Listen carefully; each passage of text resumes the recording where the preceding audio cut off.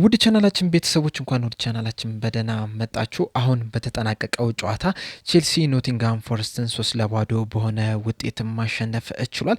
በዚህ ጨዋታ ዙሪያ እንግዲህ ማች ሪያክሽን ይዤላችሁ መጥቻለሁ። እስከ መጨረሻ ደቂቃ ድረስ አብራችሁኝ እንድትቆዩ በአክብሮት ጋብዛለሁ። እንደዚሁም በጨዋታው ዙሪያ ያያችሁትን የተመለከታችሁትን ነገር እንዳለ ሀሳባችሁን እዚህ ኮሜንት ሴክሽን ላይ በመጻፍ አሳውቁኝ። አሁን በቀጥታ ወደ ጨዋታው የምንገባ ይሆናል። ከመጀመሪያው ደቂቃ ከመጀመራችን በፊት እንግዲህ ኖቲንግሃም ፎረስቶች አሰልጣኝ አንቺ ፖስቴኮግሉን ከጨዋታው በኋላ ማሰናበታቸውን ይፋ አድርጓል። በጻፉት መልእክት ምንድን ያሉት በተደጋጋሚ ባሳዩት ውጤታማ ያልሆነ እንቅስቃሴ ወይም ደግሞ ደካማ አቋም ምክንያት እንግዲህ አንጄ ፖስቴኮግሉ ማሰናበታችንን ይፋ አድርገናል። ተጨማሪ ግን ምንም አይነት አስተያየት አንሰጥም የሚል ነገር በትዊተር ገጻቸው ላይ መጻፍ ችሏልና አንጄ ፖስቴኮግሉ እንግዲህ የመጨረሻ ጨዋታቸውን በቼልሲ 3-0 በሆነ ውጤት መሸነፍ ችሏል።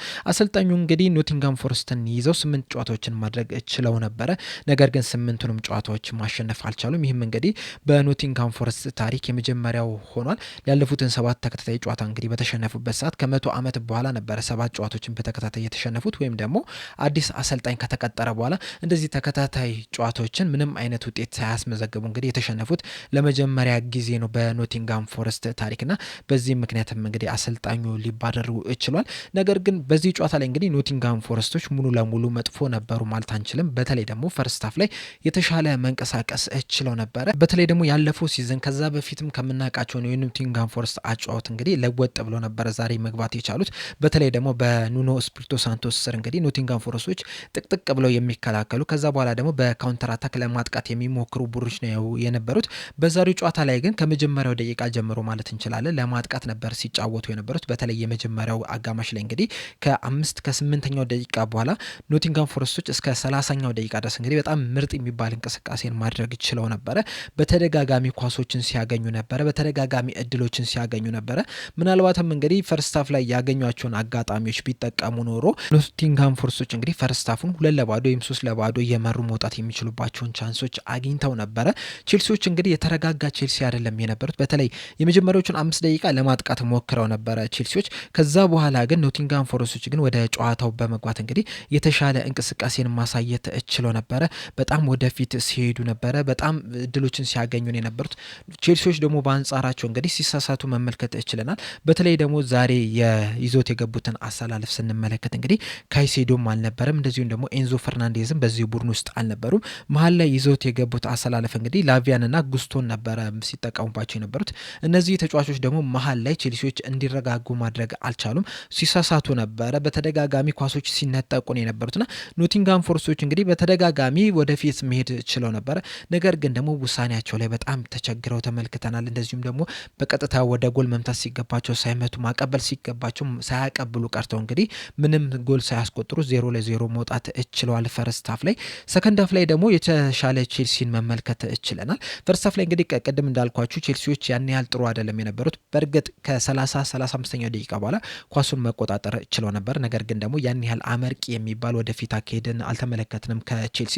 በእርግጥ 41ኛው ደቂቃ ላይ እንግዲህ ሳንቶስ የተሻለ አጋጣሚ ማግኘት ችሎ ነበረ። ያንን ነገር ግን አልተጠቀመበትም እና ቼልሲዎች እንግዲህ ካይሴዶ እዚህ ቲም ውስጥ አለመኖሩ እንዳይረጋጉ አድርጓቸው ነበር። ያንንም ተመልክተው እንግዲህ አሰልጣኙ ልክ ከእረፍት እንደተመለሱ ቀይረው ነው ያስገቡት። 3 ተጫዋቾችን ነበረ ወዲያው መቀየር የቻሉት። አንደኛው ከገቡት ውስጥ ደግሞ ካይሴዶ ነበረ።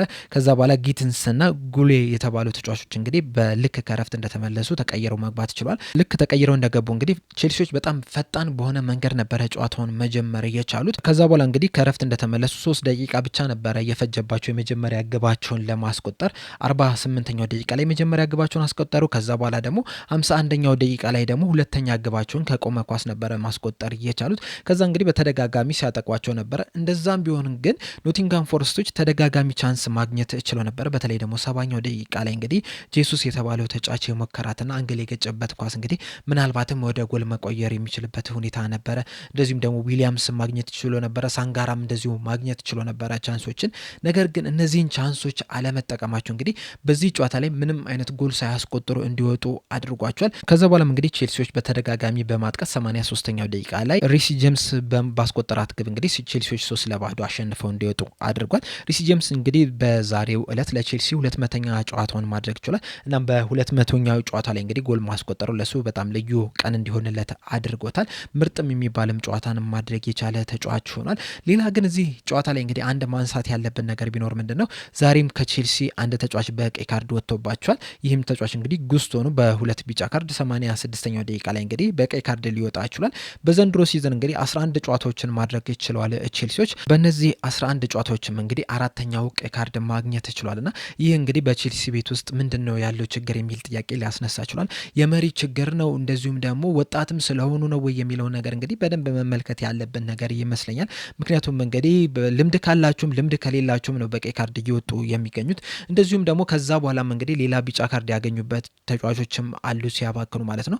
3-0 እየመራህ አላስፈላጊ ታክል በመውረድ ሁለተኛ ቢጫ ካርድ አግኝተ በቀይ ካርድ ከሜዳ መውጣት እንግዲህ አሳፋሪ ነገር ነው። ከቼልሲም የሚጠበቅ ነገር አይደለም። ምክንያቱም እንግዲህ ኦልሞስት ያለቀ ጨዋታ ነው። 3-0 እየመራህ አንድ ጎል ቢቆጠር በ85ኛው 86ኛው 87ኛው ደቂቃ ላይ እንግዲህ ያን ያህል ለውጥ ይፈጥራሉ ብለን መጠበቅ ከባድ ነው። ምክንያቱም ኖቲንጋም ፎረስቶች እንግዲህ ብዙ እድሎችን እየተጠቀሙ አይደለም በዚህ ጨዋታ ላይና ቢተወው ይሻል ነበረ። ምክንያቱም ጉስቶ እንግዲህ በጣም ምርጥ ተጫዋች ነው ለቼልሲ በዚህ ሰዓት ላይ የተለያዩ ቦታዎችን ከቨር እያደረገ ያለ ተጫዋች ነው። ወደ መሀልም እየገባ እንደዚሁም በተከላካይ መስመር ላይ እንግዲህ ብዙ ቦታዎችን ከቨር እያደረገ ነው። ምክንያቱም ቼልሲዎች በዚህ ሰዓት በተለያዩ ጉዳቶች ስለተቸገሩ ማለት ነውና ይህንን ተጫዋች እንግዲህ ለቀጣይ ጨዋታ ማጣት ማለት ምን ያህል እንደሚጎዳቸው እንግዲህ አብረን የምንመለከተው ይሆናል።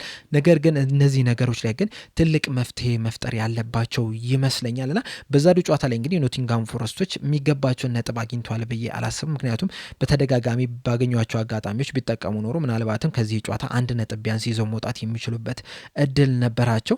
የኤክስጂያቸውን ራሱ ስንመለከት እንግዲህ ኖቲንጋም ፎረስቶች የተሻለ ኤክስጂ ይዘው ነው መውጣት እየቻሉት 2.43 ጎሎችን ማስቆጠር ነበረባቸው። ቼልሲዎች በአንጻሩ ደግሞ 1.66 ጎሎችን ነበረ ማስቆጠር የነበረባቸው። በፖሲሽን ደረጃ 49-51 ነውና ተቀራራቢ ፖሲሽን ነው የነበራቸው። ኖቲንጋም ፎረስቶች በተለይ ፈርስት ሃፍ ላይ በጣም ድንቅ የሚባል እንቅስቃሴ ማድረግ ችለው ነበረ።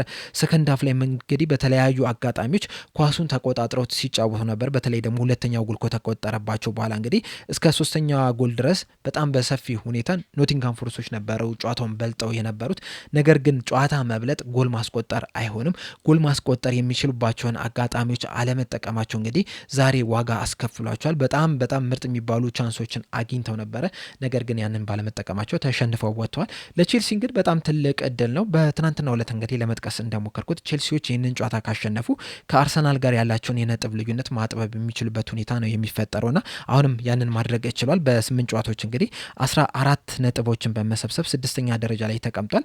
ከመሪው ከአርሰናል በ2 ነጥብ ብቻ ነው ርቀው የሚገኙትና በጣም ትልቅ ነገር ነው ለቼልሲዎች። በተለይ ደግሞ በዚህ ሰዓት እንግዲህ በተለያዩ የተጫዋቾች ጉዳት ምክንያት እንግዲህ ቡድኑ ሳስቶ ነው የሚገኙት። በተለይ ደግሞ የፓልመር እና የኤንዞ ፈርናንዴስ በዚህ ቡድን አለመኖር እንግዲህ ለቼልሲ ትልቅ ጉዳት ነው የሚሆኑና እንደዚህ ተጫዋቾች በሌሉበት ራሱ ከመሪው ከአርሰናል በ2 ነጥብ ልዩነት ላይ ርቆ መገኘቱ እንግዲህ ለቼልሲ በጣም ትልቅ ነገር ነው።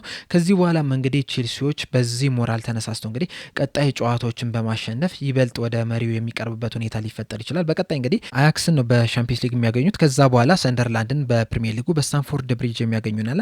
እነዚህን ተከታታይ ጨዋታዎች የሚያሸንፉ ከሆነ ደግሞ ይበልጥ ወደ መሪው የሚቀርቡበት ሁኔታ ይፈጠራልና ለቼልሲ ትልቅ እድል ነው። ለኖቲንጋም ፎረስት ግን የዛሬው ሽንፈት ሌላ ራስ ምታት ሆኖባቸው ነው የመጣው። ምክንያቱም እንግዲህ በዚህ ሰዓት ላይ በፕሪሚየር ሊጉ ካደረጓቸው 8 ጨዋታዎች 5 ነጥብ ብቻ ነው መሰብሰብ እየቻሉት። እስካሁን ድረስ እንግዲህ አንድ ጨዋታ ብቻ ነው ያሸነፉት። ያንን ጨዋታ እንግዲህ ያሸነፉት በፕሪሚየር ሊጉ የመጀመሪያው ጨዋታ ላይ ነው የነበረውና ከዛ በኋላ እንግዲህ ያደረጓቸውን ጨዋታዎች እንግዲህ ማሸነፍ አልቻሉም። በተከታታይ ነው እየተሸነፉ የሚገኙትና አሁንም እንግዲህ በወራጅ ቀጠና ውስጥ መግባት ችለዋል። ከዚህ በኋላ እንግዲህ ማንን አሰልጣኝ ይቀጥራሉ፣ ከወራጅ ቀጠና ውስጥ ይወጣሉ የሚለውን ነገር አብረን የምንመለከተው ይሆናል። በቀጣይ እንግዲህ በኢሮፓ ሊግ ነው ከፖርቶ ጋር የሚገናኙት። ያም ከባድ ጨዋታ ነው።